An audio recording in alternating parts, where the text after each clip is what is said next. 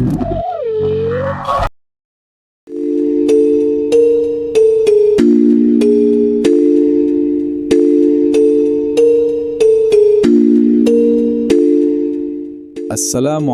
warahmatullahi wabarakatuh. Terima kasih kepada Hestika yang sudah mengirimkan ceritanya kepada kami. Cerita ini bukan sekadar kisah horor. Ini adalah kisah tentang kelarisan, tentang antrian, dan tentang sesuatu yang ikut mengantri bersama manusia. Kisah ini diangkat dari cerita nyata. Nama dan tempat sengaja disamarkan. Selamat datang di cerita dari mereka. Inilah kisah Pocong Penglaris.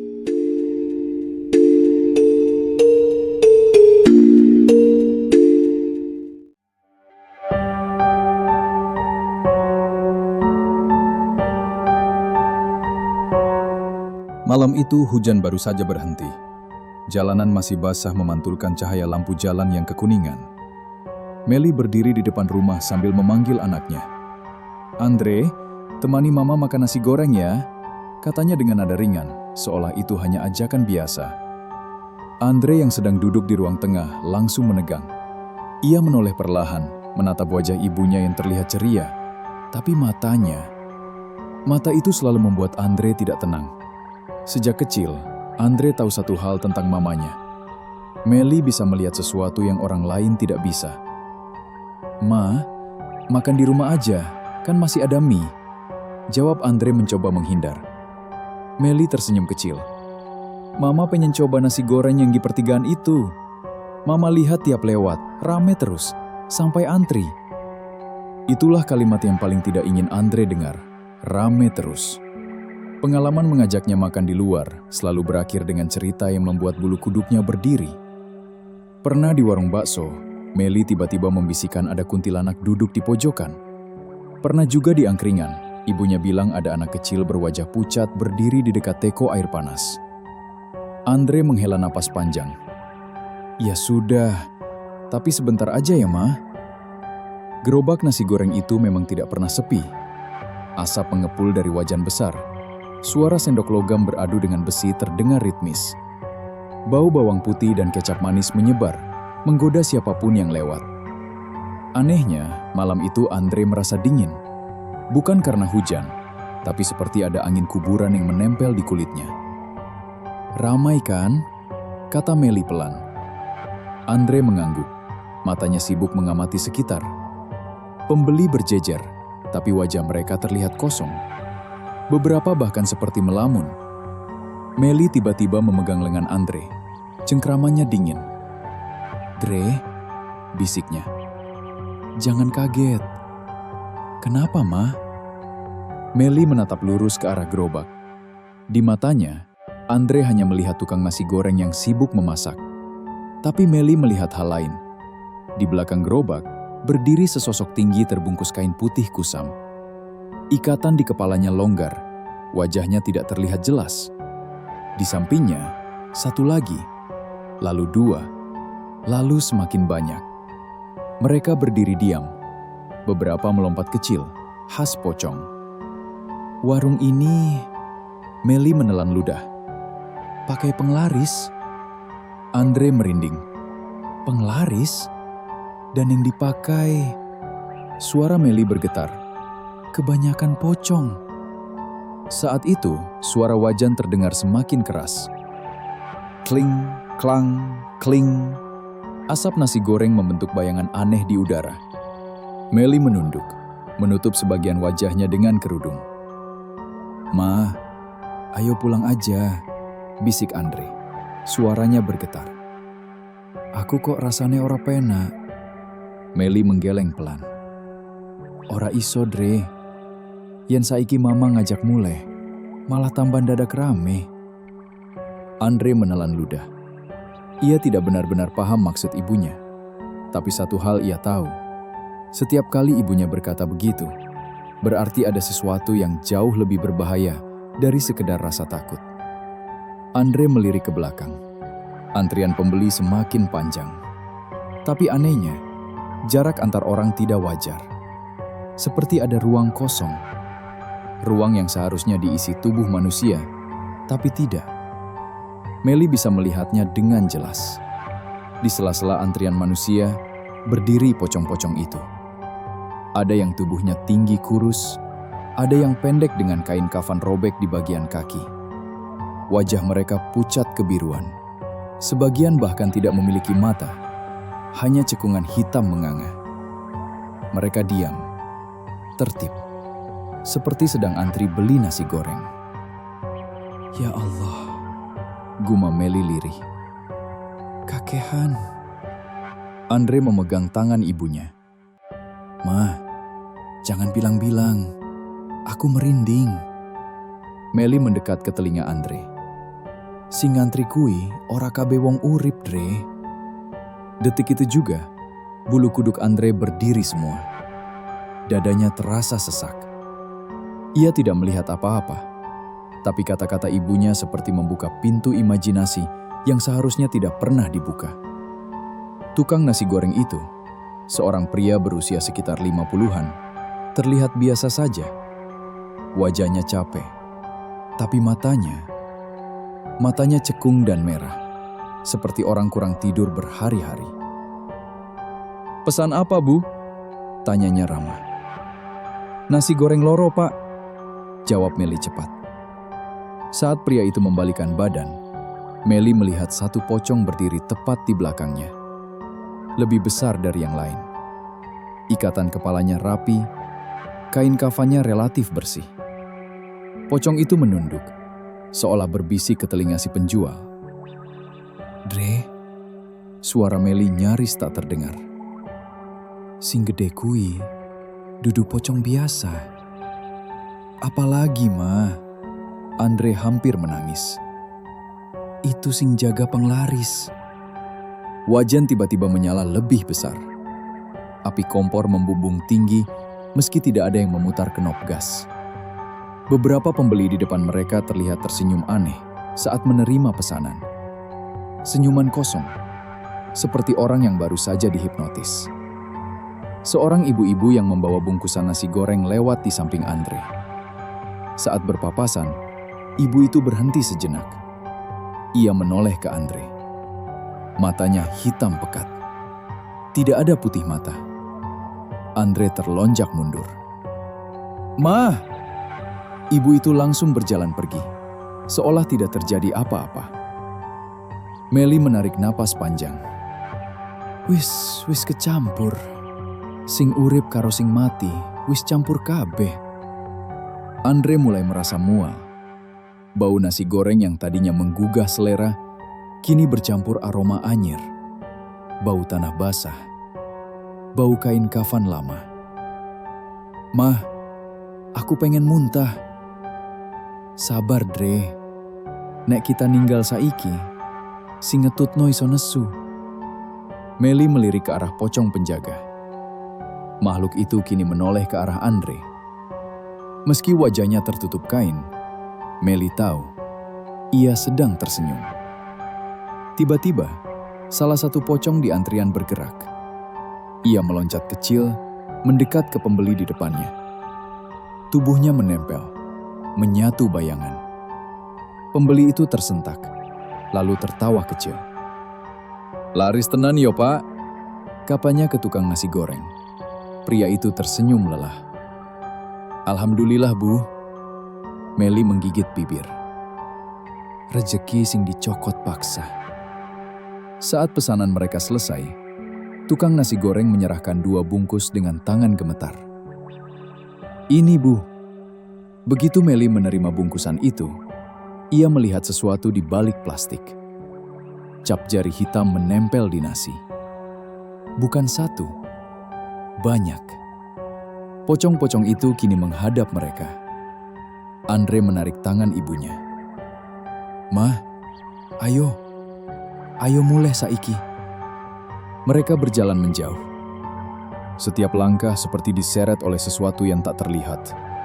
Seolah ada tangan-tangan dingin yang menarik kaki Andre dari belakang. Bungkus nasi goreng di tangannya masih hangat. Hangat yang tidak wajar. Bukan hangat makanan. Hangat seperti telapak tangan yang baru saja melepas genggaman. "Ma," suara Andre pecah. "Bungkusnya kok anget terus?" Melly tidak langsung menjawab. Wajahnya pucat, keringat dingin membasahi pelipis. "Iku dudu panas saka geni," jawabnya lirih. "Iku panas saka sing jaga."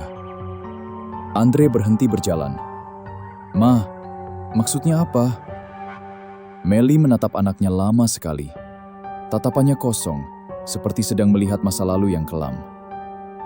"Penglaris kui ora mung gawe wong penyin tuku," katanya pelan. "Tapi nggawe sing tuku, ninggalke sithik saka awake dhewe." Andre merinding. Ia teringat wajah-wajah pembeli di warung tadi. Senyum kosong, mata hitam. Sampai di rumah, Melly langsung meletakkan bungkusan nasi goreng di meja dapur. Begitu plastik dibuka, bau menyengat langsung memenuhi ruangan. Bukan bau nasi goreng, bau besi karat, bau darah lama, bau tanah kuburan. Andre menutup hidung. "Ma, iki kok mambu kuburan?" Melly tidak menjawab. Ia justru menatap nasi goreng itu lekat-lekat. Di antara butiran nasi, ia melihat sesuatu bergerak pelan. Bukan ulat, bayangan kecil, hitam, seperti jari-jari kurus yang menarik diri kembali ke dalam nasi. Melly menutup plastik itu lagi. "Dre," katanya tegas, "aja dipangan." Belum sempat Andre menjawab, terdengar suara ces dari arah dapur. Seperti suara wajan panas disiram minyak. Andre menoleh. "Ma, kita kan orang masak apa-apa." Suara itu terdengar lagi. Kling, klang. Persis seperti suara spatula di gerobak nasi goreng. Melly perlahan menoleh ke arah kompor. Wajan yang tergantung di dinding bergetar. Tidak ada api, tidak ada kompor menyala. Namun suara itu semakin jelas. "Dre," Melly berbisik, "aja nyawang kono." Terlambat. Andre melihat bayangan di permukaan wajan. Bukan pantulan dirinya, tapi wajah. Wajah terbungkus kain kafan. Mulutnya bergerak, tidak bersuara. Tapi Andre mendengarnya di dalam kepala. "Laris, laris, laris." Andre memegangi kepalanya. "Ma, ana sing ngomong nang kupingku." Melly segera menarik Andre menjauh. Ia mengambil segelas air, membaca doa dengan suara bergetar, lalu memercikannya ke arah dapur. Suara itu berhenti, tapi keheningan justru lebih menakutkan. Malam semakin larut. Andre mencoba tidur di kamarnya, tapi matanya tidak bisa terpejam. Setiap kali ia hampir tertidur, suara itu kembali. Kling, klang, ces. Lalu bisikan, "Balik maneh." Andre bangun dengan napas tersengal. Jam dinding menunjukkan pukul 02.13. Dari luar rumah, terdengar suara gerobak didorong pelan. Krek, krek. Andre membuka gorden sedikit. Jalanan gelap, sepi, tidak ada siapa-siapa. Namun bau nasi goreng itu kembali tercium. Kali ini lebih pekat. Di ujung jalan, Andre melihat sesuatu berdiri di bawah lampu. Pocong, sendirian, diam, tidak meloncat, hanya berdiri, menunggu. Andre mundur perlahan. Di belakangnya, terdengar suara wajan lagi. Lebih dekat, dari arah dapur. Dan di antara suara itu, ada suara lain. Suara tertawa pelan. Bukan satu, banyak. Melly muncul di ambang pintu kamar. Wajahnya pucat pasi. "Dre," katanya dengan suara hampir tak terdengar. "Penglarise wis ngenali awakmu." Andre menatap ibunya dengan mata berkaca-kaca. "Terus, aku kudu piye, Mah?" Melly menggeleng pelan. "Iki durung rampung. Iki anyar diwiwiti." Di luar, lampu jalan berkedip. Saat menyala kembali, pocong itu sudah tidak ada. Tapi bau nasi goreng masih tinggal. Dan bisikan itu kini terdengar dari dalam dada Andre sendiri. Subuh datang tanpa ayam berkokok. Udara di dalam rumah Meli terasa berat, seperti ada lapisan tak kasat mata yang menekan dada. Andre duduk di tepi ranjang, memeluk lutut. Matanya cekung. Semalaman ia tidak benar-benar tidur. Bukan karena mimpi, tapi karena setiap kali matanya terpejam, ia merasa ada yang berdiri di samping ranjangnya. Diam, mengawasi. Meli keluar dari kamar dengan langkah pelan. Di tangannya ada segelas kopi pahit yang tidak ia sentuh. "Ma," Andre menoleh. "Aku krungu wong masak wengi-wingi." Meli mengangguk pelan. "Mama ngerti." Ia duduk di kursi dapur, menatap meja kosong. Tempat nasi goreng semalam sudah ia buang jauh-jauh sebelum fajar. "Penglaris sing dipakai kui," kata Meli akhirnya. "Dudu ilmu anyar." Andre menatap ibunya. "Ilmu lawas, ilmu kuburan." Angin pagi masuk dari jendela, membawa bau tanah basah. Meli mulai bercerita. Bertahun-tahun lalu, sebelum gerobak itu terkenal, di lahan pertigaan tempat warung nasi goreng berdiri sekarang, pernah ada kuburan kecil. Bukan TPU resmi, kuburan wong-wong sing mati ora wajar. Korban kecelakaan, orang bunuh diri, mayat tanpa keluarga. Kuburan itu kemudian digusur, tanahnya diratakan, batu nisannya dibuang. Tapi sing dikubur, suara Meli menurun. "Ora tahu lunga." Andre merinding. "Terus penglaris sepiye, mah?" Meli menutup mata. "Ana wong pinter sing nawari. Dibilangi, yen pengen dagangan rame, cukup njupuk sing wis ana." Andre membayangkan pocong-pocong itu berdiri berjejer. "Digandeng," lanjut Meli. "Dikongkon ngantri, dikongkon narik wong." "Pakai tumbal?" tanya Andre lirih. Meli membuka mata, tatapannya tajam. Sakjane ora langsung. Hening. "Sing tuku," lanjutnya, "iku sing dadi cicilan." Andre merasa perutnya melilit. "Makane wong-wong sing tuku katon kosong," kata Meli. "Ana sing dijupuk setitik, semangat, rejeki, utawa..." Ia berhenti. "Umur." Tiba-tiba terdengar suara ketukan pelan dari luar rumah. Tok, tok, tok. Bukan ketukan pintu, seperti suara kain basah membentur kayu. Andre menahan napas. "Ma, ana sapa?" Meli berdiri, wajahnya tegang. Ia mengintip dari jendela. Tidak ada siapa-siapa. Namun di tanah depan rumah terlihat jejak. Bukan jejak kaki manusia. 2 bekas bulat sejajar, seperti bekas kaki yang terikat. Meli menutup jendela cepat.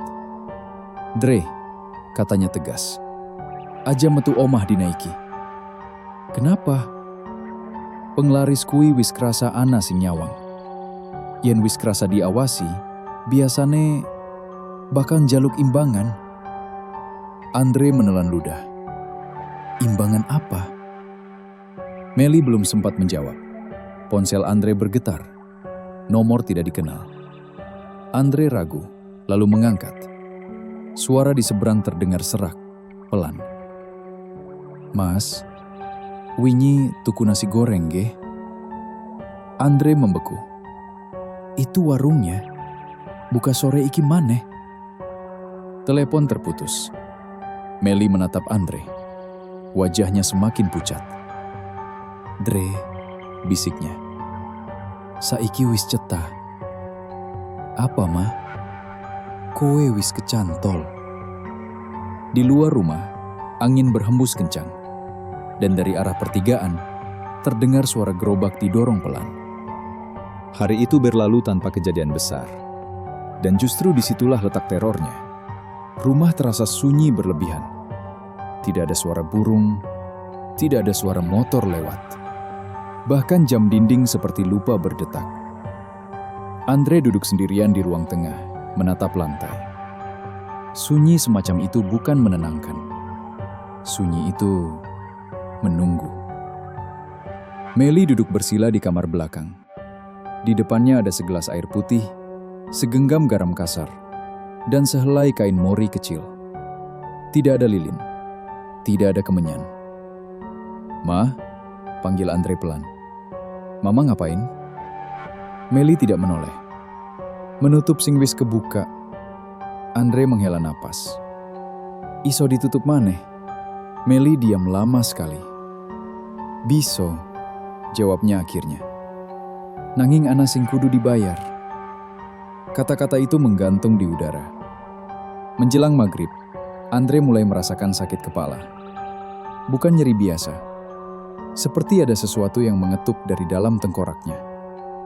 Tok, tok, tok. Pelan, teratur. Andre menutup telinga. Tok, tok, tok. Tetap terdengar. Ia berdiri dan berjalan ke kamar mandi. Saat bercermin, Andre terdiam. Di belakang pantulan dirinya, ada bayangan putih. Tidak jelas, tidak bergerak, hanya berdiri. Andre menoleh cepat. Tidak ada siapa-siapa. Saat ia kembali menatap cermin, bayangan itu lebih dekat. Andre menjerit. Meli muncul seketika. Ia memercikan air ke wajah Andre sambil melafalkan doa pelan. Bayangan itu menghilang. Andre terisak.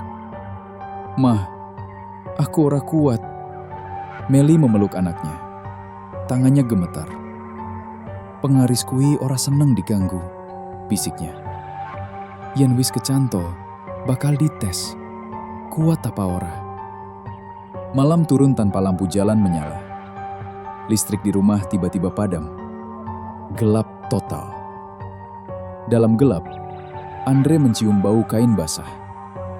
Bau kafan. Dari arah dapur, terdengar suara kain diseret pelan di lantai. Srek. Andre mematung.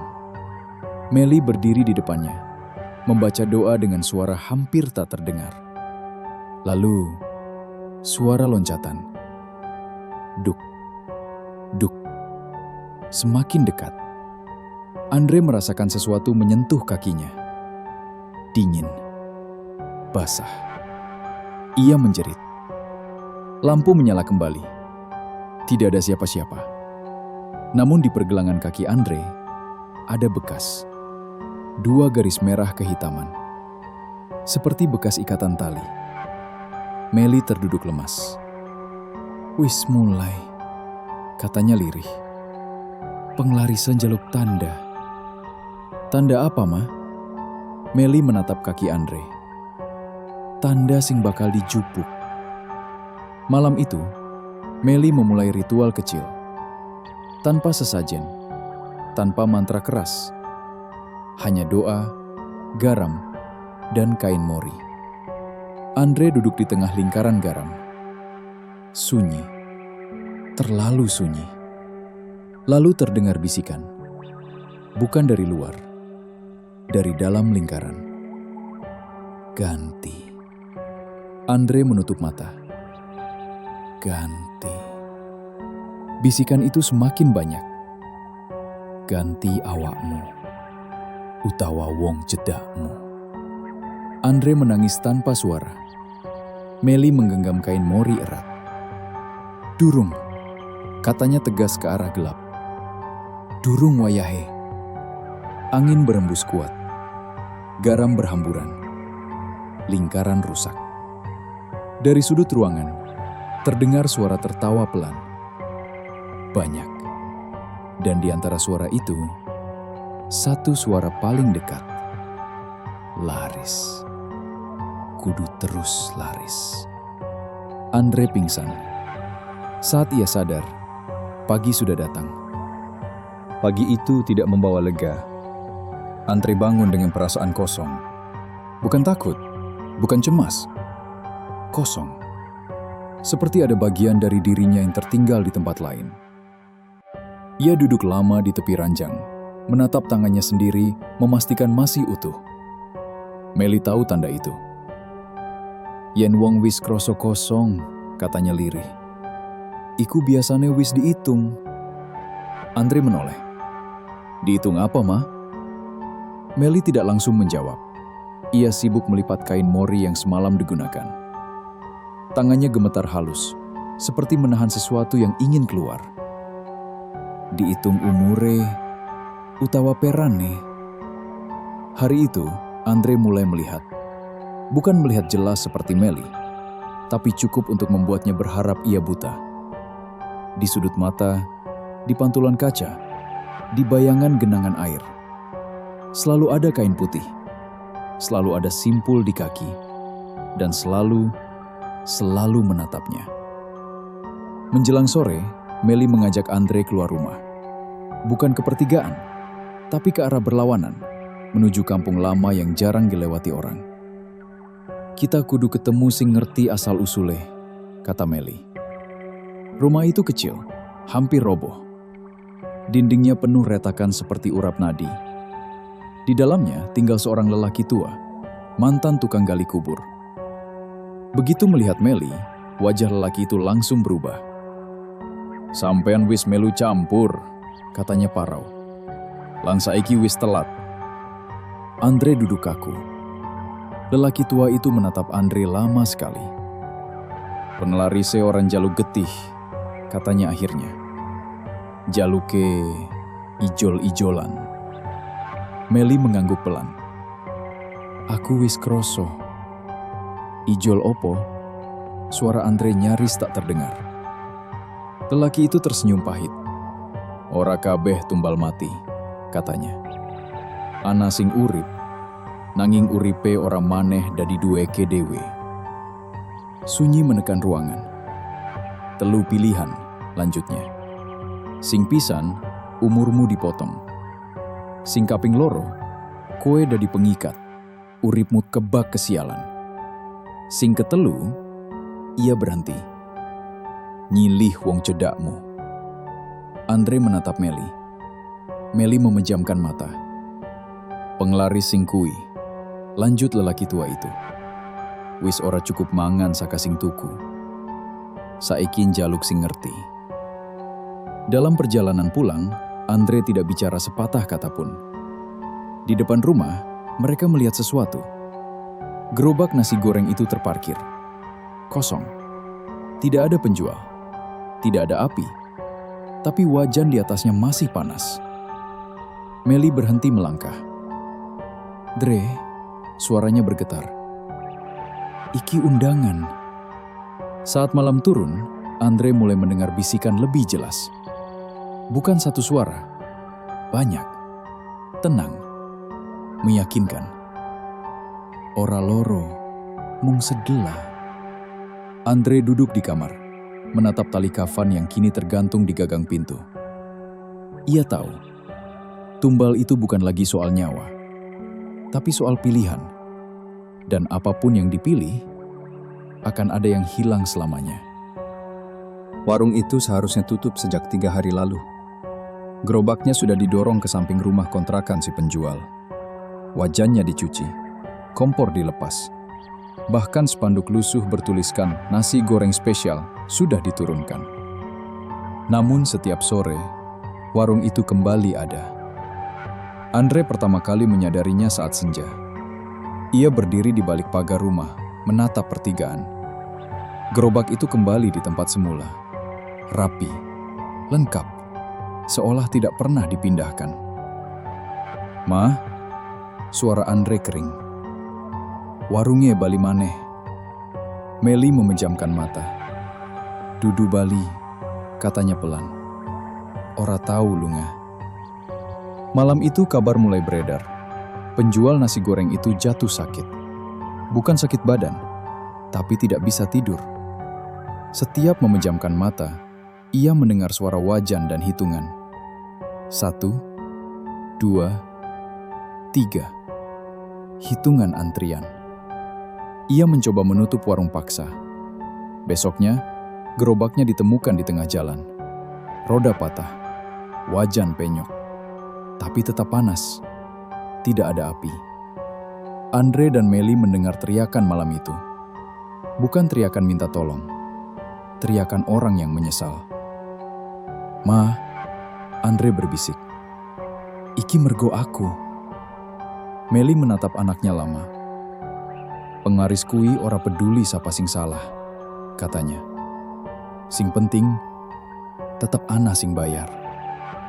Keesokan harinya, seorang pembeli tetap datang meski warung dikabarkan tutup. Ia berdiri sendirian di pertigaan, menunggu. Tanpa sadar, ia berdiri tepat di tengah antrian tak kasat mata. Malam itu, orang itu pulang dengan wajah kosong. 3 hari kemudian, ia menghilang. Tidak ada mayat, tidak ada kabar. Hanya dompetnya ditemukan di dekat warung. Kosong. Andre mulai bermimpi. Dalam mimpinya, ia berdiri di depan gerobak. Pocong-pocong itu menghadapnya, rapi, teratur. Pocong penjaga berdiri paling depan. "Giliranmu," katanya tanpa suara. Andre terbangun dengan napas tercekik. Di luar, suara wajan terdengar lagi. Pelan, konsisten, seperti detak jantung. Meli tahu waktunya menipis. Yen warung ora iso ditutup, katanya lirih. Berarti perjanjiannya wis luwih kuat ketimbang sing gawe. Andre menelan ludah. "Terus, piye mah?" Meli menatap ke arah pertigaan. "Ana siji cara," katanya. "Nanging resikone, ora kabeh wong Bali." Malam Jumat Kliwon. Hujan berhenti tepat sebelum ritual dimulai, seolah malam memberi jeda untuk sesuatu yang tidak ingin disaksikan terlalu lama. Andre berdiri tanpa alas kaki. Tanah dingin meresap ke telapak kakinya. Di sekelilingnya, Meli membuat lingkaran dengan abu dan tanah kuburan yang ia ambil diam-diam saat maghrib. Tidak ada lampu, hanya rembulan pucap. "Ritual iki ora kanggo musir," kata Meli pelan. "Nanging kanggo balekno." Andre menelan ludah. "Yang gagal." Meli tidak menjawab. Ia membuka kain mori panjang. Di atasnya tersusun sederhana. Segelas air sumur tua, sebungkus nasi putih tanpa lauk, dan tali kafan kecil yang sejak kemarin Andre simpan. "Penglaris kui diikat janji," kata Meli. "Janji sing ora tahu rampung." Ia memulai tirakat. Doa tidak dibaca keras, hanya gumaman. Angin berhenti berhembus. Sunyi menjadi terlalu padat. Andre merasakan dadanya sesak. Di pinggir penglihatannya, satu persatu bayangan muncul. Pocong. Tidak meloncat. Mereka berdiri membentuk lingkaran kedua. Lebih luas, lebih rapat. Pocong penjaga muncul terakhir. Berdiri tepat di hadapan Andre. "Balekna sing dudu duamu," ucap Meli tegas. Tanah bergetar halus. Dari dalam lingkaran, terdengar suara berlapis. Bukan marah, tapi kecewa. "Sing laris ora pengen sepi." Andre merasakan ingatan ditarik. Bukan fisik, kenangan. Wajah orang-orang yang pernah makan nasi goreng itu muncul di kepalanya. Kosong. "Ganti," bisik suara itu. "Ana sing kudu ngisi." Meli menguatkan suaranya. "Orang nganggo tumbal manungsa." Sunyi retak. Satu pocong jatuh, lalu 2. Namun yang lain tetap berdiri. Tali kafan di tangan Andre menghangat, membara. Ia sadar. Ritual ini bukan pelepasan penuh, hanya pemutusan sementara. Pocong penjaga mendekat, tidak menyentuh. Tapi Andre mendengar jelas di kepalanya. "Yen ora kowe, ibumu." Andre berteriak. Lingkaran abu pecah. Angin kembali berhembus kencang. Bayangan-bayangan menghilang satu persatu. Ritual berhenti. Meli terjatuh berlutut. "Durung rampung." Napasnya terengah. "Iki mau nunda." Setelah ritual itu, dunia tidak kembali normal. Ia hanya melambat. Warung nasi goreng masih ada, tapi tidak seramai dulu. Antrian memendek. Beberapa malam bahkan hanya satu pembeli yang datang. Satu. Selalu satu. Andre tahu siapa itu. Pocong terakhir. Ia tidak pernah meloncat, tidak pernah berpindah tempat. Ia berdiri di sisi gerobak, sedikit menjauh dari cahaya lampu. Diam, menunggu. Sing liane wis dilepas, kata Meli suatu malam. Sing iki inti. Andre menatap pertigaan dari kejauhan. Dadanya terasa hampa. Yen inti ilang, lanjut Meli. Perjanjiannya rampung. Nanging, tapi kudu ana sing njupuk posisine, sambung Andre pelan. Meli tidak menyangka. Pocong terakhir bukan seperti yang lain. Tidak berbau tanah, tidak dingin, justru hangat. Seperti tubuh manusia hidup yang terlalu lama menahan napas. Andre mulai menyadari sesuatu yang lebih mengerikan. Pocong itu mengenalnya. Setiap Andre mendekat, dadanya terasa sesak. Bukan karena takut, tapi karena rasa akrab yang salah tempat. Malam puncak tiba tanpa tanda. Tidak hujan, tidak angin. Andre berjalan sendirian ke pertigaan. Meli tidak melarang. Yen wis tekan titik iki, katanya pelan. Larangan ora ana gunane. Gerobak itu menyala redup. Hanya satu porsi dimasak. Pocong terakhir berdiri di hadapan Andre.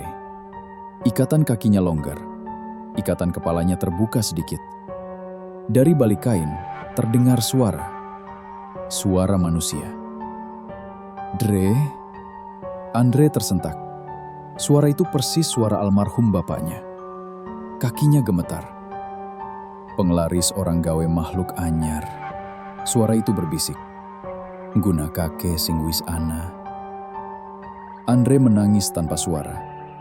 Ia paham sekarang. Kenapa pocong ini hangat? Kenapa terasa akrab?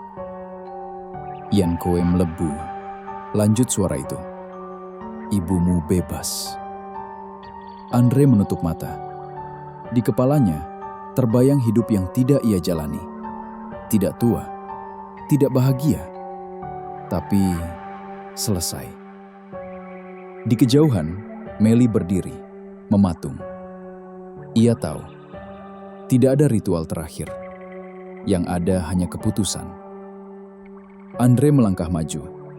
Saat kakinya menyentuh bayangan pocong itu, dunia berhenti berdetak. Wajan mati, lampu padam, antrian lenyap. Hanya satu kain putih tersisa di pertigaan, kosong. Setelah malam itu, tidak ada yang benar-benar tahu apa yang terjadi di pertigaan. Gerobak nasi goreng menghilang, bukan dipindahkan, bukan dijual. Hilang begitu saja. Keesokan paginya, orang-orang hanya menemukan bekas roda samar di tanah, seperti jejak yang sudah terlalu sering dilalui hingga lupa bentuk aslinya. Warung sepi, terlalu sepi. Beberapa pelanggan lama masih datang berhari-hari kemudian, berdiri sebentar, menunggu, lalu pulang dengan wajah bingung, seolah kehilangan sesuatu yang tidak bisa mereka sebutkan. Meli tidak pernah lagi melewati pertigaan itu. Bukan karena takut, tapi karena setiap kali ia mendekat, dadanya terasa penuh. Seperti ada seseorang yang berdiri sangat dekat, tapi tidak bisa disentuh. Andre dinyatakan pergi. Bukan meninggal, bukan juga hilang, hanya tidak ditemukan. Tidak ada saksi, tidak ada jejak, tidak ada kain kafan. Meli berhenti menjelaskan pada orang-orang. Ia hanya berkata, "Anakku wis rampung urusane." Beberapa bulan berlalu. Di kota sebelah, muncul warung nasi goreng baru. Tidak terlalu ramai, tapi tidak pernah sepi. Penjualnya pendiam, selalu sendirian. Jika diperhatikan, ia jarang menatap pembeli langsung. Dan jika malam sudah terlalu larut, orang-orang bersumpah melihat bayangan putih berdiri di dekat wajan. Tidak meloncat, tidak menakut-nakuti, hanya memastikan antrian tetap berjalan. Meli suatu malam mencium bau nasi goreng dari kejauhan. Ia berhenti melangkah. Di antara bau itu, ada sesuatu yang lain. Hangat, akrab, seperti rumah. Melly menunduk, tidak memanggil, tidak menangis. Karena ia tahu, penglaris tidak pernah benar-benar hilang. Ia hanya berpindah tangan. Dan setiap kelarisan selalu punya harga.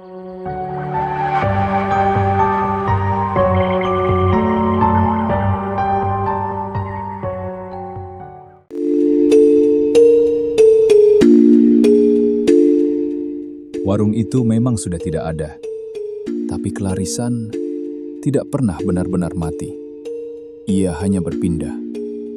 Jika suatu malam kamu melihat warung yang terlalu ramai, antriannya terlalu rapi, dan rasanya terlalu dipaksakan, mungkin bukan cuma manusia yang sedang menunggu giliran. Saya pamit, dan ingat, tidak semua yang laris datang dari rezeki yang bersih. Selamat malam, dan semoga kamu tidak ikut mengantri. Wassalamualaikum warahmatullahi wabarakatuh.